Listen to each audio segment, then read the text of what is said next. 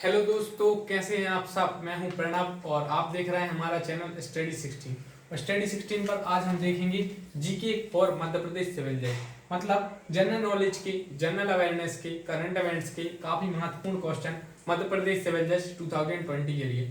जैसा कि आपको पता है, इससे पहले की वीडियो में हम मध्य प्रदेश सिविल जज के प्रीवियस ईयर के पेपर को देखा था। अब इस बार हम लोग देखेंगे important general knowledge question for Madhya Pradesh civil जज प्रीलिम्स एग्जाम 2020 और साथ ही साथ इस वीडियो में जानने का प्रयास करेंगे कि प्रीवियस ईयर में पेपर क्वेश्चन कैसे आते हैं और जानेंगे क्वेश्चन को डिटेल में, मतलब जो क्वेश्चन होगा उसको डिटेल में जानने का प्रयास करेंगे। और इस वीडियो में ऑल टाइप ऑफ क्वेश्चन आपको मिलेंगे और अपडेटेड मिलेंगे।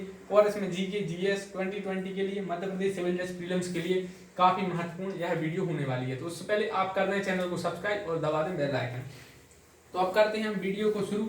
और अगर आपको मध्य प्रदेश सिविल जज के प्रीवियस ईयर के पेपर चाहिए हैं तो आप प्लेलिस्ट में जाकर मध्य प्रदेश सिविल जज के पेपर देख सकते हैं। इसमें मेंस के पेपर भी हैं और प्रीलिम्स के पेपर भी हैं। मध्य प्रदेश सिविल जज में जैसा कि आपको पता है कि 20 मार्क्स का जीके आता है। जीके की एक काफी महत्वपूर्ण भूमिका होती है सिलेक्शन में, क्योंकि जो लॉ रहता है वो लिमिटेड होता है और प्रीवियस ईयर के क्वेश्चन आते हैं। लेकिन जनरल नॉलेज में प्रीवियस ईयर के क्वेश्चन रिपीट नहीं होते हैं, जबकि प्रीवियस ईयर पेपर के क्वेश्चन को हमें एनालाइज करना पड़ता है। जैसे कि पहले क्वेश्चन पूछा गया कि कर्क रेखा मध्य प्रदेश के कितने राज्यों से होकर गुजरती है, सॉरी देश के कर्क रेखा कितने राज्यों से होकर गुजरती है। तो अगली बार आएगा कर्क रेखा मध्य प्रदेश के कितने जिलों से होकर गुजरती है। ये क्वेश्चन आए हुए हैं, तो आज हम ऐसे ही क्वेश्चन को जानेंगे। सबसे पहला क्वेश्चन है कि संविधान दिवस कब मनाया जाता है।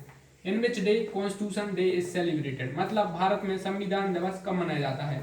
इसके आपके ऑप्शन रहेंगे 26 नवंबर, 26 जनवरी, ऑप्शन में रहेगा 26 नवंबर, 26 जनवरी, 26 दिसंबर, 26 फरवरी।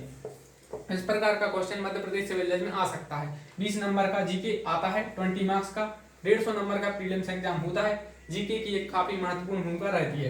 तो कॉन्स्टिट्यूशन डे या संविधान दिवस कब मनाया जाता है। ऑप्शन में 26 नवंबर, 26 जनवरी, 26 दिसंबर या 26 फरवरी। तो इसका राइट आंसर है 26 नवंबर। काफी लोग सोच रहे होंगे 26 जनवरी, लेकिन नहीं, संविधान दिवस मनाया जाता है 26 नवंबर को। इसी प्रकार से अब हम लोग देखेंगे नेक्स्ट क्वेश्चन, जो आप करंट अफेयर्स में भी ले सकते हैं और जनरल नॉलेज में भी ले सकते हैं। काफी एग्जामों में यह क्वेश्चन पूछा जा रहा है और 2020 में सबसे ज्यादा यह क्वेश्चन पूछा जा रहा है। कोई भी एग्जाम मैंने देखा है कि सुशासन दिवस कब मनाया जाता है। जी हाँ दोस्तों, सुशासन दिवस, इंग्लिश मीडियम वाले शायद इसे गुड गवर्नेंस डे कहते हैं। सुशासन दिवस कब मनाया जाता है। सुशासन दिवस कब मनाया जाता है। इसके ऑप्शन है 25 नवंबर, 25 दिसंबर और 25 जनवरी। तो सुशासन दिवस भारत में कब मनाया जाता है और किन के नाम पर या किन के फेमस पर्सनैलिटी के नाम पर यह मनाया जाता है। सुशासन दिवस मनाया जाता है 25 दिसंबर को। 25 दिसंबर को भारत में सुशासन दिवस मनाया जाता है और अटल बिहारी वाजपेयी की बर्थ एनिवर्सरी पर यह मनाया जाता है। और एमपी सिविल जज में क्वेश्चन आया था एक बार कि अटल बिहारी को भारत रत्न दिया गया। ऑप्शन में था किन्हें अभी भारत रत्न दिया गया। तो आप लोग भारत रत्न देखिए अभी किसको दिया जा चुका है। भारत रत्न से क्वेश्चन आते हैं मध्य प्रदेश सिविल जज में, वो मैं इस वीडियो में नहीं देख पाया। अगली वीडियो में हम भारत रत्न से क्वेश्चन देखेंगे। तो अटल बिहारी के नाम पर सुशासन दिवस मनाया जाता है। कब मनाया जाता है। 25 दिसंबर को। संविधान दिवस कब मनाया जाता है। 26 नवंबर को। 26 जनवरी नहीं, 26 नवंबर। अब इसी प्रकार हम लोग देखेंगे नेक्स्ट क्वेश्चन। नेक्स्ट क्वेश्चन काफी महत्वपूर्ण है और काफी एग्जाम में पूछा जा रहा है। भारत चीन को विभक्त करने वाली रेखा कौन सी है। भारत चाइना, मतलब इंडिया और चाइना, इंडिया और चाइना को जो डिवाइड करती है वो रेखा कौन सी है। वो रेखा कौन सी है जो भारत चाइना को डिवाइड करती है। ऑप्शन में है मैकमोहन, रेड क्लिफ, डूडंड या एक और कोई भी दे देंगे।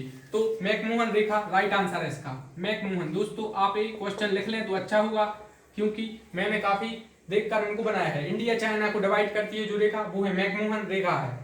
मैकमोहन रेखा भारत और चाइना को डिवाइड करती है। एक और सर रेड क्लिफ रेखा है, वो भारत पाकिस्तान के बीच डिवाइड करती है। यह भी क्वेश्चन आ सकता है। इस प्रकार से काफी क्वेश्चन आते हैं। अब हम लोग देखेंगे नेक्स्ट क्वेश्चन। नेक्स्ट क्वेश्चन है एलएसी और एलओसी। आपने ये नाम ज्यादातर सुने होंगे।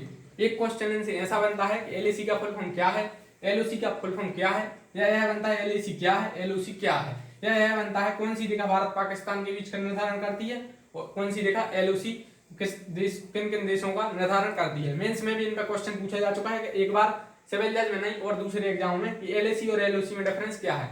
एलओसी का फुल फॉर्म होता है line of actual control, LOC का होता है line of control. LAC Bharat China के बीच है, LOC भारत पाकिस्तान के बीच है। आपको ऐसा याद रखना है। अब हम लोग देखेंगे नेक्स्ट क्वेश्चन, और यह क्वेश्चन मध्य प्रदेश सिविल जज में आ चुका है, तो इसलिए आपको इस क्वेश्चन पर ध्यान देने की जरूरत है कि P5 मेंबर कंट्रीज कौन से हैं। इनका मैं सीधा सीधा मतलब बता दूं, जिनके संयुक्त राष्ट्र में परमानेंट मेंबर है, P4 परमानेंट है, यहाँ पर 5 मेंबर परमानेंट है। एक क्वेश्चन यह बन सकता है कि कितने मेंबर परमानेंट हैं। 5 मेंबर परमानेंट हैं, कौन कौन से? USA, इसे ही यूनाइटेड स्टेट्स ऑफ अमेरिका कहते हैं। नेक्स्ट है रसिया, इसे कभी पहले USSR कहते थे। रूस की राजधानी पूछी जाती है, तो रूस की राजधानी मॉस्को है, आपको पता है। उसके बाद है चाइना, चाइना में वुहान आपने सुना होगा, कोरोना वायरस यहाँ से फैला है। नेक्स्ट है ब्रिटेन, चाइना की राजधानी वुहान नहीं है, मैं तो ये बता रहा था कि यहाँ से फैला है। नेक्स्ट है ब्रिटेन और है फ्रांस की राजधानी है पेरिस। तो इस प्रकार से ये परमानेंट मेंबर है। सिविल जज 2018 की शिफ्ट 2 में आया था कि इनमें से ये दे दिए थे, एक यहाँ पर जर्मनी था और पूछ लिया गया था कौन सा परमानेंट 5 का मेंबर नहीं है, तो USA है, रसिया है, चाइना है, ब्रिटेन है, फ्रांस है। आप ये याद रखें। तो देखो BCF तो है R और U, मतलब भारत परमानेंट मेंबर नहीं है और बनने की कोशिश कर रहा है, और जर्मनी भी नहीं है। जर्मनी की कैपिटल बर्लिन है, कई बार है कैपिटल पूछी जाती है। तो नेक्स्ट क्वेश्चन अब हम लोग देखेंगे, और वो है मध्य प्रदेश से रिलेटेड क्वेश्चन आता है कि मध्य प्रदेश में कितने संभाग हैं। Madhya Pradesh, how many regions are there in MP? तो मध्य प्रदेश में 10 संभाग हैं। मध्य प्रदेश में कितने संभाग हैं? 10 संभाग हैं। नेक्स्ट है कर्क रेखा मध्य प्रदेश के कितने जिलों से गुजरती है? MPCJ में यह क्वेश्चन पूछा जा चुका है। GK में कर्क रेखा मध्य प्रदेश के 14 जिलों से होकर गुजरती है। कर्क रेखा मध्य प्रदेश के 14 जिलों से गुजरती है, 14 जिलों से होकर, और कर्क रेखा भारत के 8 राज्यों से होकर गुजरती है। क्वेश्चन कई बार यह आ जाता है कि उन 14 जिले कौन कौन से हैं, तो वो मैं आपको एक वीडियो में बता चुका हूं, क्योंकि वीडियो काफी बढ़ जाएगी। ये काफी इंपोर्टेंट क्वेश्चन है। नेक्स्ट क्वेश्चन है सूर्य के सबसे पास स्थित ग्रह कौन सा है? जैसे सन है, तो जैसे कि 8-9 ग्रह हैं जितने भी हैं, तो उनके सबसे पास, सूर्य के सबसे पास ग्रह कौन सा है? तो जैसे सूर्य है तो यहाँ पर बुध ग्रह सबसे पास है। इस प्रकार से क्वेश्चन पूछे जाते हैं। नेक्स्ट है GST किस संविधान संशोधन द्वारा जुड़ा गया? जी हाँ दोस्तों, GST का फुल फॉर्म पूछ लिया जाता है। GST किस संविधान संशोधन द्वारा जुड़ा गया? तो GST जुड़ा गया है 101वें संविधान संशोधन से। क्वेश्चन यह भी आता है कि संविधान संशोधन करने की शक्ति भारत ने किस देश के संविधान से ली है? तो वो ली है साउथ अफ्रीका मतलब दक्षिण अफ्रीका की एक और विशेषता है कि वहां की 3 राजधानियां हैं दोस्तों, 3 राजधानियां दक्षिण अफ्रीका की हैं। एक और बात, अभी तक कितने संविधान संशोधन हो गए हैं? तो 103वां संविधान संशोधन कौन था? यह क्वेश्चन सबसे ज्यादा आता है। 103वां संविधान संशोधन 10% रिजर्वेशन कर दिया गया है इकोनॉमिकली वीकर सेक्शन के लिए, तो एक महत्वपूर्ण तथ्य है। तो 10% रिजर्वेशन कर दिया गया है इकोनॉमिकली वीकर सेक्शन को 103वें संविधान संशोधन द्वारा। GST 101वें संविधान संशोधन में है। और एक और बात बता दूं कि जब पहला संविधान संशोधन 1951 में हुआ था, यह क्वेश्चन भी पूछा जा सकता है। यूनियन पब्लिक सर्विस कमीशन द्वारा आयोजित सिविल सर्विसेज एग्जाम में यह क्वेश्चन पूछा गया था कि जब 9वीं अनुसूची जोड़ी गई उस समय भारत के प्रधानमंत्री कौन थे? तो 9वीं अनुसूची प्रथम संविधान संशोधन द्वारा जोड़ी गई थी, और प्रथम संविधान संशोधन कब हुआ था? 1951 में हुआ था। एक क्वेश्चन यह भी बन सकता है कि 9वीं अनुसूची कब जोड़ी गई? तो 9वीं अनुसूची 1951 में जोड़ी गई। इस प्रकार से क्वेश्चन बन जाते हैं। ये तो क्वेश्चन बन जाते हैं कॉन्स्टिट्यूशन में। हम लोग अभी जीके की बात कर रहे हैं, इसलिए हम लोग अभी डीप में ज्यादा नहीं जाएंगे। अब देखते हैं नेक्स्ट क्वेश्चन है तानसेन का मूल नाम क्या था? जी हाँ दोस्तों, तानसेन का मूल नाम क्या था? तो तानसेन का मूल नाम था रामतनु पांडे। तानसेन का मूल नाम था रामतनु पांडे। अब हम लोग देखेंगे नेक्स्ट क्वेश्चन है सांची स्तूप किसने बनाया? यह मध्य प्रदेश सिविल जज का क्वेश्चन है सीधा, और इसका राइट आंसर है अशोक ने सांची स्तूप बनाया। तो अब हम देखेंगे नेक्स्ट क्वेश्चन है कि ऑस्ट्रेलिया की राजधानी क्या है? इससे पहले हम जर्मनी की देख चुके हैं। जर्मनी की है बर्लिन, जापान की है टोक्यो, क्योंकि राजधानी भी एक पूछ ली जाती है। इस प्रकार से ईरान की राजधानी पूछी जा सकती है। इसका कारण यह है कि अभी अमेरिका और ईरान के बीच काफी संबंध अच्छे नहीं चल रहे थे, पेपर में भी न्यूज आ रही थी, तो इस प्रकार से जो ज्यादा चर्चा में रहते हैं उनसे कैपिटल राजधानी पूछ ली जाती है। तो ईरान के अभी कमांडर की मृत्यु भी हो गई थी, इसलिए ईरान की राजधानी पूछी जा सकती है, और ईरान की राजधानी है तेहरान ईरान की राजधानी है। इराक की भी पूछी जा सकती है, ईरान इराक, तो इराक की है बगदाद। आप लोग कंफ्यूज ना हो, ईरान इराक की राजधानी पूछ ली जाती है। ये महत्वपूर्ण है। नेक्स्ट है सार्क का हेडक्वार्टर कहाँ स्थित है? सार्क का हेडक्वार्टर काठमांडू में स्थित है। नेपाल के काठमांडू में सार्क का हेडक्वार्टर स्थित है। तो सार्क का हेडक्वार्टर कहाँ स्थित है? काठमांडू में।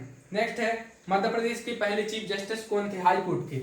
मतलब मध्य प्रदेश हाई कोर्ट के पहले चीफ जस्टिस कौन थे? वो आपको बता दूं कि मध्य प्रदेश हाई कोर्ट के अभी अभी एक जस्टिस बदले गए हैं, तो वो क्वेश्चन आ सकता है।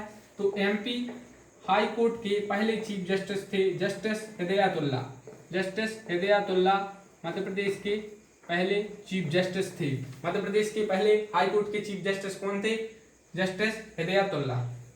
और अब देखेंगे नेक्स्ट क्वेश्चन। नेक्स्ट क्वेश्चन है फंडामेंटल राइट किस देश से लिए गए? तो ये कॉन्स्टिट्यूशन का है, अमेरिका से लिए गए। नेक्स्ट है 1857 की क्रांति के समय 1857 की क्रांति के समय स्वतंत्रता आंदोलन का प्रतीक क्या था? तो 1857 की जो क्रांति हुई थी, स्वतंत्रता संग्राम हुआ था, उसका प्रतीक था कमल और रोटी। कमल और रोटी इसका प्रतीक था। अब देखेंगे हम लोग नेक्स्ट क्वेश्चन। नेक्स्ट क्वेश्चन है जब भारत आजाद हुआ तब इंग्लैंड में किसकी सरकार थी? मतलब 1947 में इंग्लैंड में कौन सी पार्टी की सरकार थी? तो यह क्वेश्चन ज्यादातर आता है और Labour Party is the right answer of this question. Labour Party is the right answer of this question. In 1947 there was the government of Labour Party. तो अब हम देखेंगे नेक्स्ट क्वेश्चन। नेक्स्ट क्वेश्चन है regulating act कब आया? Regulating act से एक question आते रहते हैं जब चाहे मॉडर्न हिस्ट्री से। रेगुलेटिंग एक्ट कब आया? तो रेगुलेटिंग एक्ट आया था 1773 में। और पिट्स इंडिया एक्ट भी पूछा जाता है, तो पिट्स इंडिया एक्ट आया था 1784 में। और मार्लियामेंटो रिफॉर्म कब आया? यह क्वेश्चन आ सकता है। तो मार्लियामेंटो रिफॉर्म आया था 1909 में।